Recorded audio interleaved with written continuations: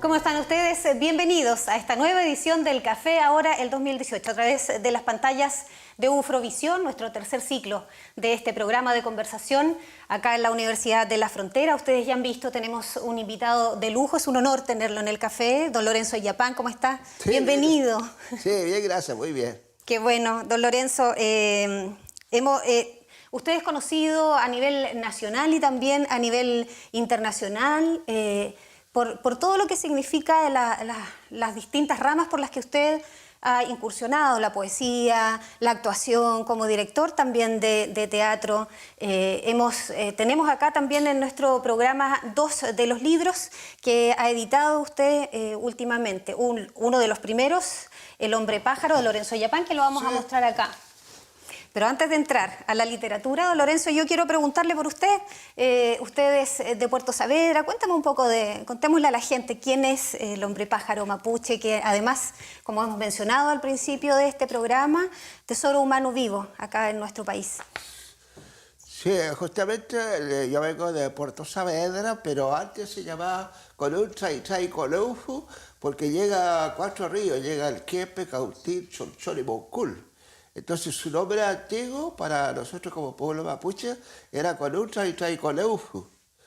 Y después, por esto de la conquista y la reconquista, se llama hoy día Puerto Saavedra.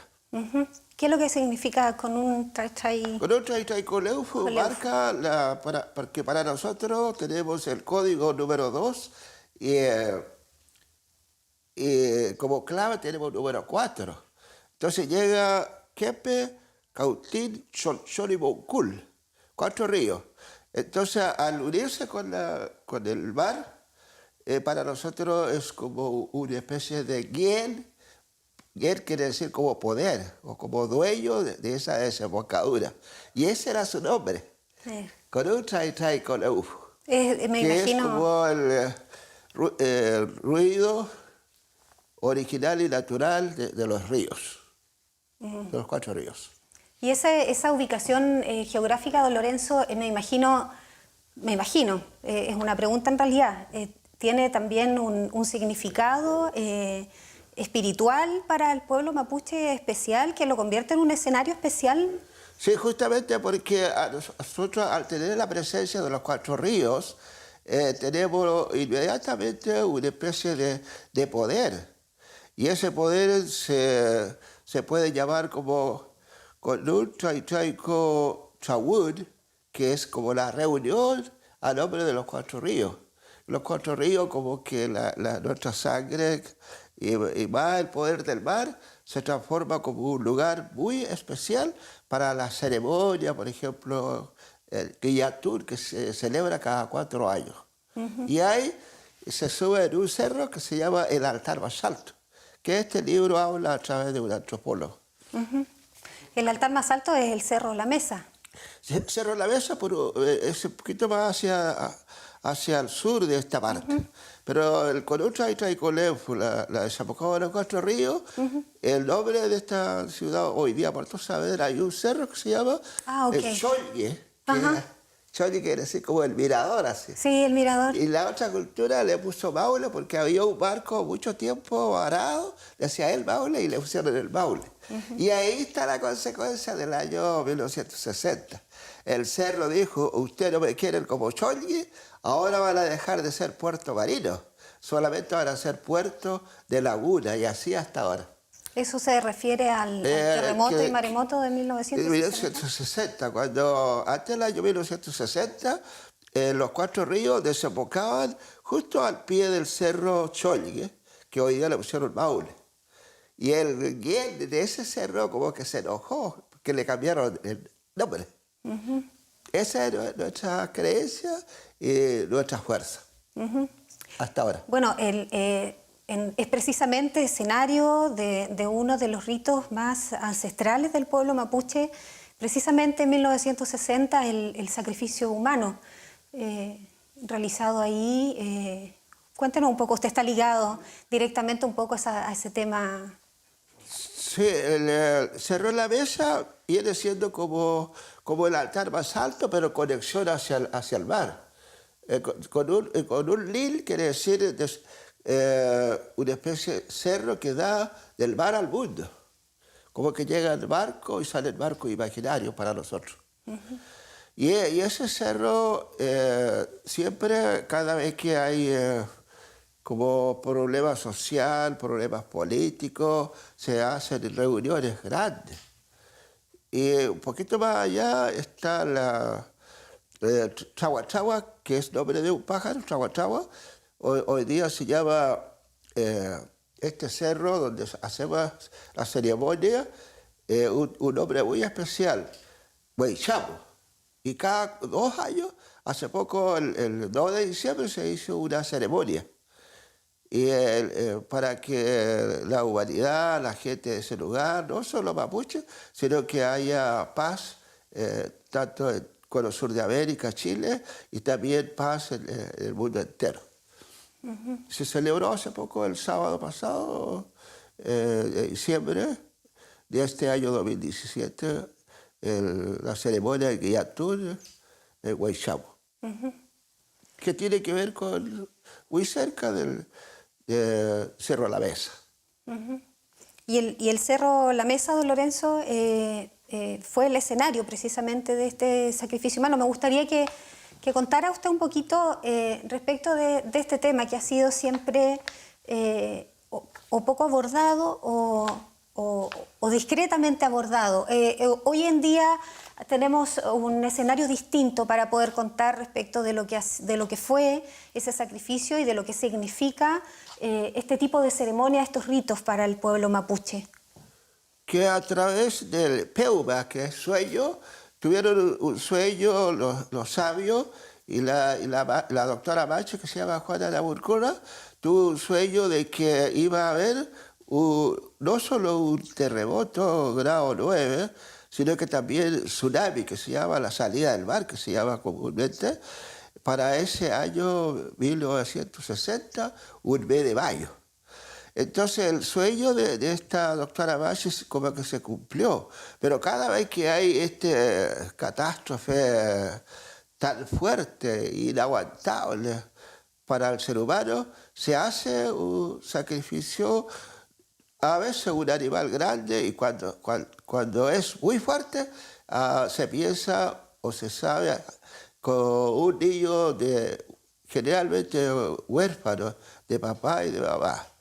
Entonces le recayó este niño en ese tiempo, José Luis Painecur, recuerdo bien, y como 2 años antes, yo en la mañana había pasado en el regue de la Mache, veía una luz en el regue de ella, como que me alumbraba, y que justamente yo iba a ser como una especie de testigo.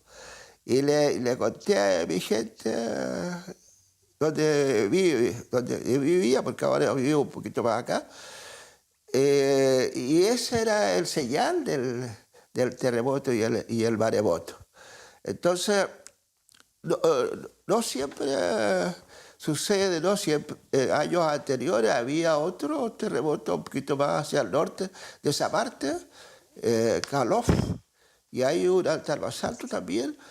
También hubo sacrificio, pero no se registró, como esta vez que pasó con el niño José Luis Painecur, que no lo conocí, tampoco él me conoció. Y yo le escribí una poesía como recordatorio. Yo estaba estudiando, tenía 19, 20 años, estaba estudiando en el Liceo de Hombres de 9 Imperial, que queda como 55 kilómetros de Puerto Saavedra.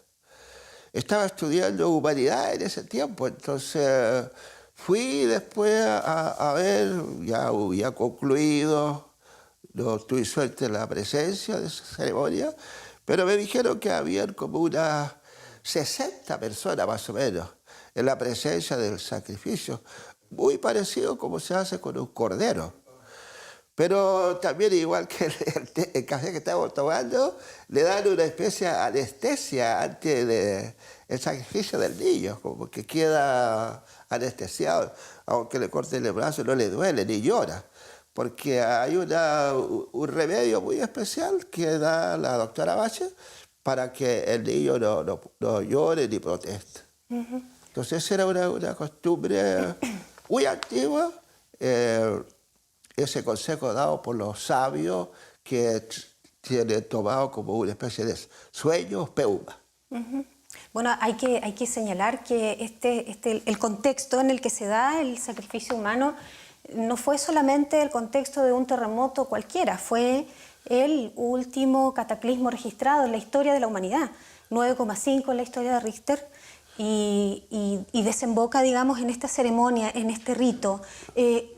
Coméntanos un poquito, Lorenzo, ¿por qué ese niño? ¿Qué tenía de particular ese niño que fue elegido para este tipo de ceremonia?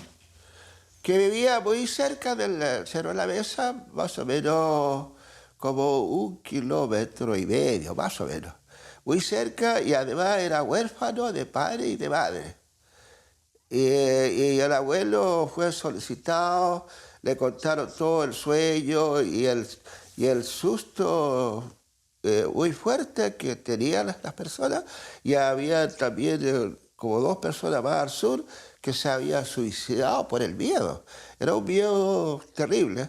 Entonces este abuelo se dio al niño. Incluso creo que tomó su caballo y lo llevó en Naca al niño hacia donde estaba la ceremonia.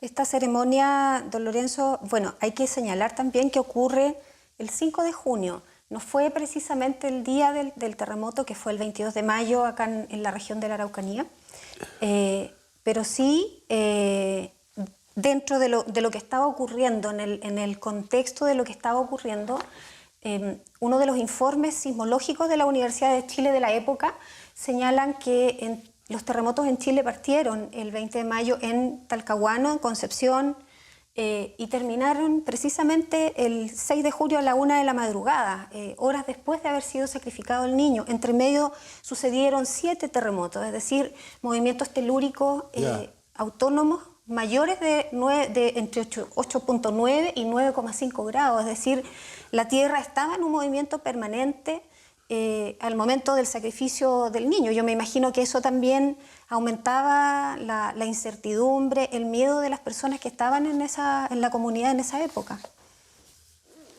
Sí, justamente para ese terremoto del año 60, semanas después, a mí me dieron beca a Santiago, a José Abelardo Núñez, en la escuela normal. Entonces me dieron pasajes gratuitos en este tren de Carahue, Temuco a Santiago. Entonces después no supe lo que pasó. Los días anteriores los guardias no me dejaron entrar a las comunidades. Llegué hasta Saavedra y me devolvieron a Imperial, porque no tenía los documentos. Me había quedado el carnet escolar en Nueva Imperial.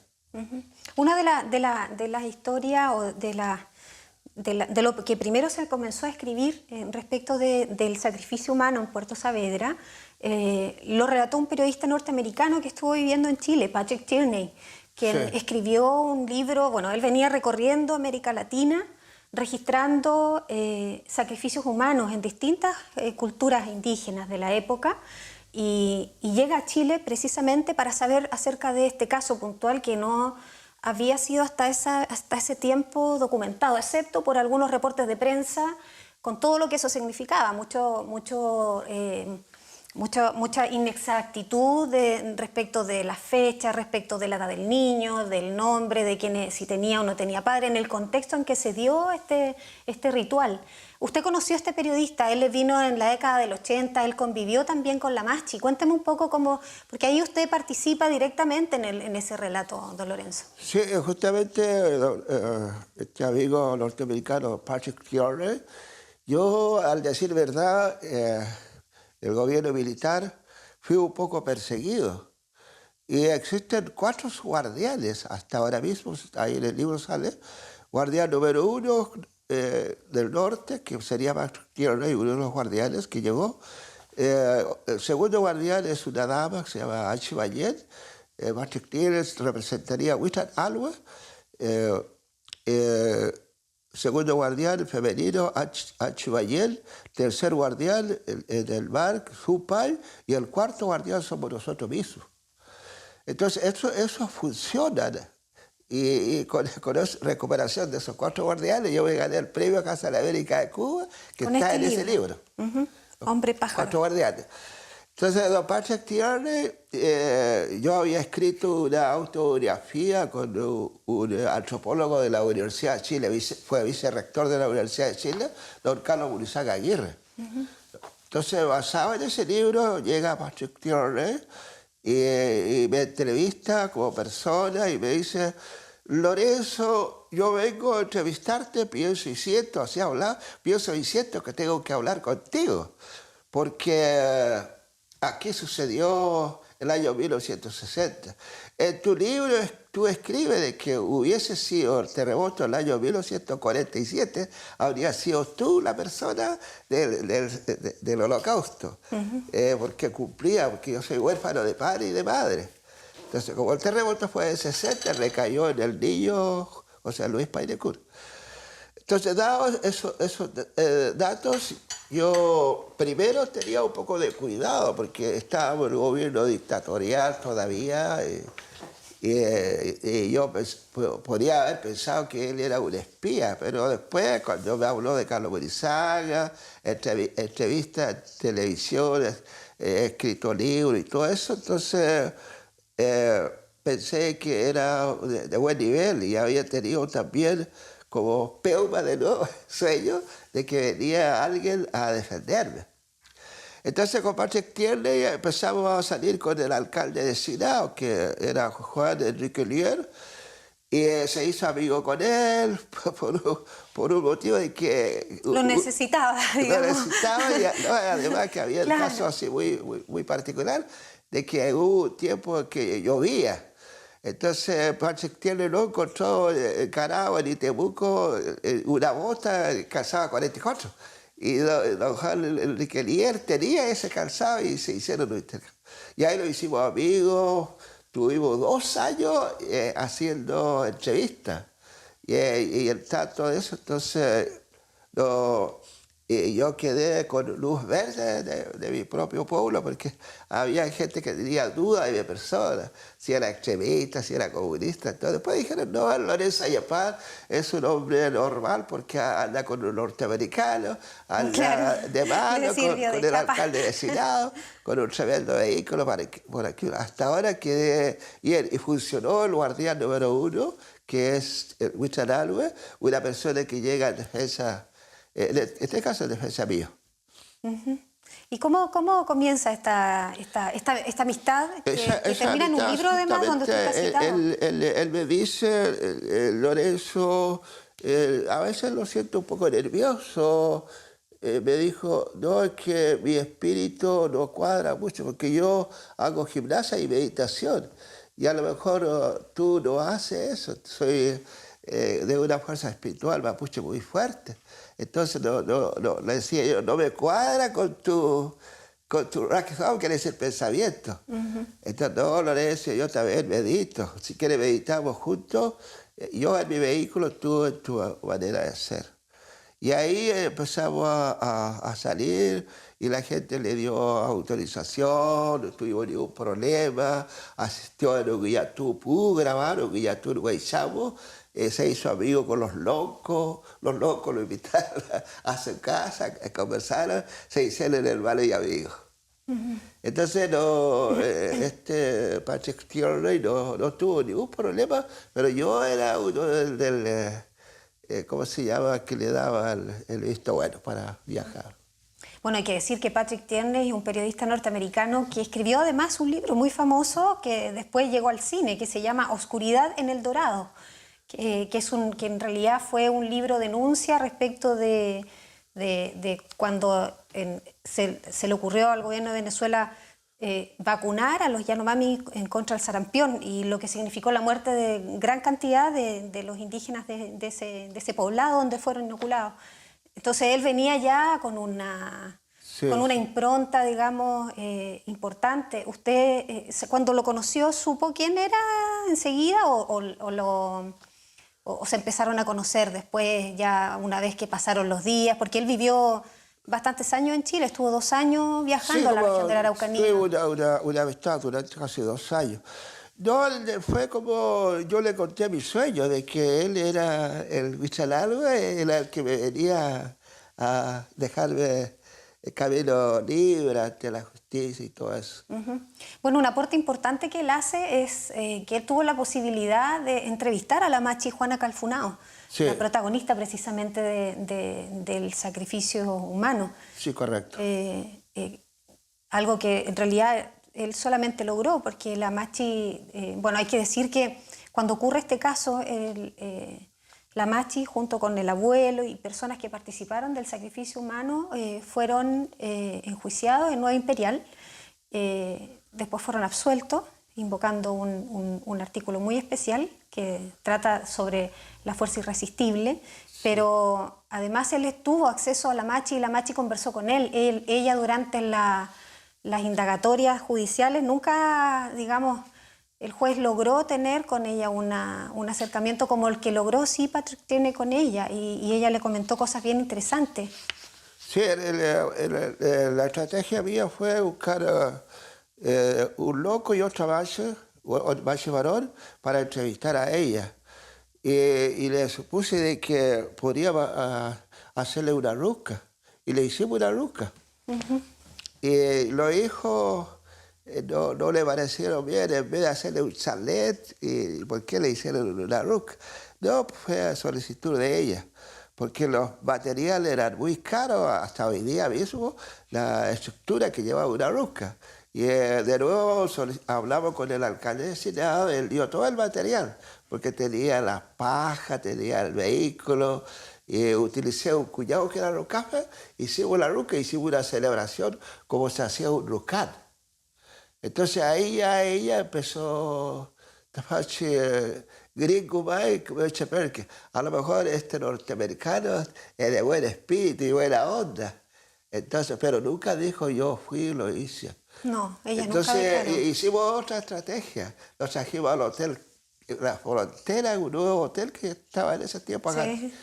en Temuco. Ajá. Entonces, y ahí le dejamos a libre albedrío a la doctora Bache, Juana Laburcura, para que hablara con Patrick Tierney en privado. Y algunas, como este café, a lo mejor trago suave, algo así. Y hasta aquí no sé si le dijo la verdad o no, porque ya era privado. Y la Juana Laburcura, la Machi era alta, ligeramente, muy buena moza, así como una especie de actriz. Y todos los garzones miraban a ella y con su vestimenta y todo. Entonces fue como... yo no me atreví a preguntar cómo le fue. Tampoco ella dijo. Y quedó... existe eso de que... ¿Cómo se llama cuando uno no revela el secreto? Hay una, Quedó un misterio. sí, pero hay una palabra que en este momento no recuerdo bien. Entonces quedó eso. Y nosotros no supimos el resultado de la... Entonces pasaron los tiempos, yo quedé bien también con la doctora Bache, porque construimos la ruca, se hizo la comilona, llegaron los carabineros y don Patrick Tierney tenía su documento para poder el gobierno militar en aquel tiempo, y visto con el alcalde local y más mi persona, no le pasó nada. Hicimos todo lo que debíamos hacer. Pero públicamente ella, en ese momento no fui yo la persona, pero sabíamos que era ella, por los vecinos de ella, y la Bachi hizo tanto, 60 personas, y solo testigos oculares, pero yo no estuve, ya estaba en Santiago. Don Lorenzo, después de ese libro, usted salta al Hombre Pájaro, donde también dedica uno de los poemas precisamente a Sí, este está tema. en el número 17, sí. Número 17, ahí no sé si está marcado. Dice, con un lil, y ahí habla de la Bachi. Es un poema para Es dedicado Cerro que da al mar del mundo. Sí, es exactamente. Y ese libro habla de la Bache, ¿Lo puede- habla de la doctora Machi, y acá abajo habla el niño que fue sacrificado. Y en realidad cuando yo estaba escribiendo no aguanté, lloré. Y yo así, ¿por qué lloro? Lloré. Entonces como no me conoció él, yo tampoco lo conocí. Entonces empieza este poder de escribir. No solo escribo este libro, tengo 5 libros escritos. Fue premiado en viaje a Estados Unidos, 3 veces a Estados Unidos, viaje a Europa, a Corea del Sur, Seúl, Beijing. Entonces cumplí este rol y tal vez fue eso el hecho de llorar por haber escrito sobre este niño. Cuando él tuve solamente personas, testigos, oculares, pero nunca me dijeron así fue. Y no se encontró su hueso hasta ahora, nada, nada, nada. Y algunos dijeron que andaba buscando leña y el mar se las tragó. Ninguna persona, así como yo tengo 80 años ahora, todos los que estaban ahí están muertos. Entonces ninguno me dijeron, Lorenzo, esto fue así, nada.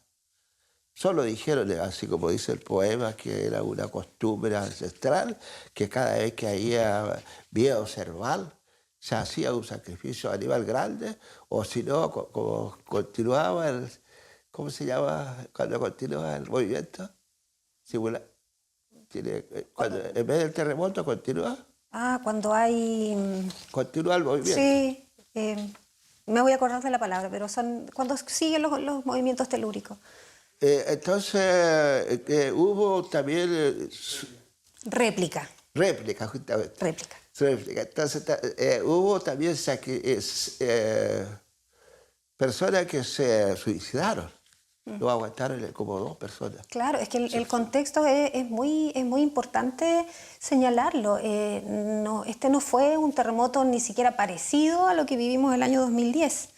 Estamos hablando de un cataclismo 9,5, que en algunos puntos registró 9,8. La geografía del país cambió, de hecho.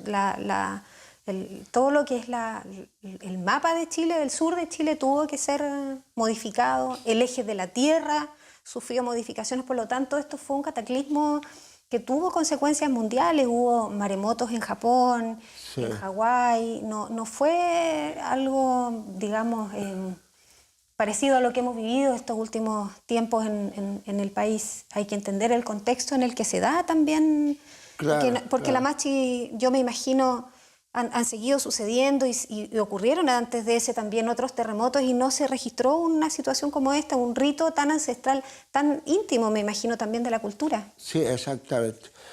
Entonces, ese miedo cerval del mundo mapuche, yo había estudiado para periodista y después vi que no se ganaba mucho dinero. Dejé de ser... Eso no. Me recibí de contador y trabajé en una empresa de lujo, Mauricio Hawkins, Sociedad Anónima Comercial. Y después vi de que cuando estuvimos con Patrick Tierney, la consecuencia de ese terremoto y posterior tsunami, desapareció Puerto Saavedra, parte de Valdivia, 8ª, 9ª y 10ª región. Le pregunté a un lonco y me dijo, no, Lorenzo, fue exceso de abuso de los colonos. Acá teníamos un Ricardo Goschar, me dijo, un alemán. Yo tenía 7 años cuando conocí a Ricardo Goschar, era moreno, de ojitos azules, y se admiró de mí, porque mi tío padre era muy como feo, y entonces me encontró bonito. Ay, María, yo, este hijo de Narciso, sí, le dijeron mi primo hermano, que yo andaba tesando los juegos y me encontró bonito. Y yo no hablaba castellano nada y miraba también a Ricardo Goya, lo encontraba bonito, así. A los dos lo miraba. Y después cuando pasó el terremoto el año 70 me acordé de él. Quedó su bodega, pero totalmente borrado, su riel que entregaba mercadería a Valparaíso, entregaba a Valdivia, a Corral y todas estas partes, y todo eso quedó en nada. Y sentía a mi amigo, chico, en ese tiempo bien. Y después supe que dijo, llegué tan pobre como colono y me voy tan pobre. Pero ¿sabes lo que pasaba? Que parece que cuando el pueblo mapuche tenía escasez de alimentos, eh, prestaba un saco de trigo, en la cosecha había que devolver 3. Así como son los bancos ahora, por ejemplo, La Credit usura. Chile, banco, no sé cuántitos, Banco a la vela, prestan 1.000.000 de pesos, hay que devolver 3 millones. Entonces ese interés, y no solo el octano, era eso, los abusos contra el pueblo mapuche. Y ¿Fue un eso, castigo de alguna forma de la naturaleza? sí, exactamente. Eso me dice Felipe Painer, que está en los libros también. Felipe Painer es un sabio. Yo le pregunté así directo, ¿por qué produjo este castigo don Felipe Pariente? Le decía, es que hacía mucho abuso, arrendábamos tierra, los mandaban a buscar a comer vino tinto o vino blanco, los curaban, la arrenda automática pasaba como venta. Y por eso tienen estos hijuelas tipo fútbol. Y no solo acá en Puerto, sino que en todas partes. En todas Octano, ahí le dice la región. Pero hay un comentario que hizo la Machi también que tenía que ver con la religión, que cómo las comunidades también se habían volcado a la religión Sí, evangélica, abandonando sí. también un poco Claro, como sus yo había ritos estudiado ancestrales. para periodista, le llamé conquista tardía. La religión evangélica, por ejemplo. Yo nací como Yancache, en la iglesia católica me puso Lorenzo, nombre santo. No pudieron inscribir con el nombre original. Entonces, los evangélicos hasta hoy día no van a la ceremonia del guillatur. Yo soy el poeta satánico hasta hoy día con los evangélicos. Entonces tenemos aquí le llamo la conquista tardía. Por ejemplo, en la comuna de Saavedra existen como un 10, un 20% mapuche. Entonces en ese tiempo del terremoto se quedó casi en nada. Todos quisieron decir, yo soy loco, soy el pin, soy huerquén, soy macho. Antes no se atrevía. Entonces fue como una especie de... Por otro lado, empezó una especie de espíritu solidario, el mapuche y el no mapuche. Hubo una amistad, hubo un mestizaje, por decirlo así. Ahora hay un 65% de mestizaje. Somos hermanos y amigos. Por ejemplo, mis hijos no están casados con su hermana de sangre, por decirlo así. Mi hija tampoco. Entonces hay una consecuencia más o menos del terremoto de 1960. Eso es como una especie de marca. Don Lorenzo, bueno, después de este libro le ha tocado por distintas formas, a través de obras de teatro, investigaciones como la que nos tocó realizar en conjunto del año 2000, donde se ha ido conversando precisamente sobre la cultura. ¿A usted le ha tocado este rol de ser quien ha acercado, digamos, esta historia que es tan íntima del pueblo mapuche a, digamos, para que la conozcan, digamos, todas las personas? ¿Se esperó usted este rol? Esto ya como para ir cerrando, porque me están diciendo como ya en el tiempo de la entrevista. Sí, justamente porque... Que todos de alguna forma hemos llegado a usted para conocer sobre este tema. Sí, porque es absolutamente necesario, porque la chilenidad en sí no entiende mucho como pueblo, porque actualmente hay como 9 pueblos originarios. No entienden nuestra forma de ser, nuestra cultura, nuestra formación social, cultural y política que tenemos. Entonces, a partir de eso, yo empecé a trabajar como se llama, porque uno estudia el mapuche por el renacimiento de la sabiduría. A partir del año 1960 nace de nuevo, yo soy mapuche, quiero hablar con los mapuches de Gur, quiero que Chile se conozca por qué Chile se llama Chile y nosotros empezamos a dar a conocer. Hicimos, y no solo ese libro, hice 60 pájaros, escribí Entre meses y mariscos, 20 poemas alados, y escribí hasta ahora como 5 libros. Y siempre guiado por el espíritu del mar, del sacrificio humano del joven, nace de nuevo lo que hoy día le llamamos por el renacimiento de la sabiduría. No solo mapuche, sino que también no mapuche. Porque yo escuché decir, bueno, yo nací en Chaichaico, hoy día no es imperial, y soy de origen mapuche, aunque no tengo la cara, soy el de Carahue, y yo nací en Carahue, aunque no soy mapuche, pero me siento mapuche, porque la tierra me alimentó, la tierra, este es un paraíso, porque yo hablo mucho de paraíso, porque podemos vivir sin tener sueldo lucrativo, podemos vivir exactamente si tenemos tierra, porque la tierra le da la producción. Le hemos llamado Yuquemapu a la madre tierra, porque la madre da leche, pues, de ahí venimos todos. Y me transformé de verdad en un poeta, no solo regional, nacional, sino que soy más conocido en el extranjero que en mi propio nación chilena. Eso bueno, es parte también de lo que es un poco Chile, de no reconocer, digamos, tan oportunamente sus talentos. Don Lorenzo, ¿dónde encontramos estas publicaciones que usted tiene? ¿El hombre pájaro? ¿Cómo se pronuncia? Está en el Ministerio de Educación, va a estar acá en el Museo Regional. ¿De la Araucanía? Y va a estar también en el Museo de Arte Precolombino con don Carlos Durante del Solar, somos amigos con él, va a estar ese libro. Y ahora el lanzamiento, hace poco que hubo en Santiago, participó, se vendió y asistió, y di autografía. Está mi amigo antropólogo, ahí aparece el nombre. ¿Gastón Guzmán? Gastón Guzmán Gutiérrez. Y acá todavía no hacemos el lanzamiento por falta de tiempo y por esto lo que pasa en la política, la alta política chilena, de los presidenciales, de los presidentes que nos sirven. Y ya pronto también tendremos la escultura de don Lorenzo en Puerto Saavedra, por lo que usted comentaba. ¿Se está gestionando ya esa...? Sí, justamente porque con todo lo que estaba conversando logramos tener el poder mapuche, alcalde de origen mapuche del año 2000, como una profecía a la manera mapuche. Hasta hoy día tenemos un tremendo alcalde contador. Yo soy contador de profesión y hoy día tenemos un alcalde contador, don Juan Payafil, que vengo de allá justamente a la reunión de él para estar con ustedes. Entonces ha dado ese paso gracias al... además de ser un terremoto, una consecuencia terrible, pero además nos abre la puerta para crear poder. Hasta hoy día tenemos ese poder. Siempre habíamos tenido alcaldes cantineros, ¿no, mapuche? Muy bien. Don Lorenzo, se nos va el tiempo. Muchas gracias por acompañarnos.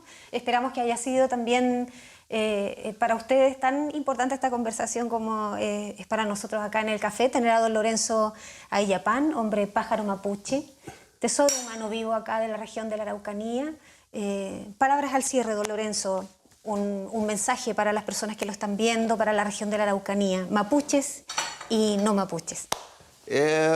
Así como le decía que después llevamos que un estudio por el agradecimiento de la sabiduría, no significa solo para el pueblo mapuche, sino que también para los no mapuches, que nazca el espíritu solidario y que seamos una nación, así como yo hablo, de paraíso, y siempre mantengamos el paraíso, vivir como la hermandad del mundo, que eso florezca, que no haya nunca más odio entre los seres humanos, que seamos así, vivir en paz, con tranquilidad, y nos queramos así como hermanos y amigos.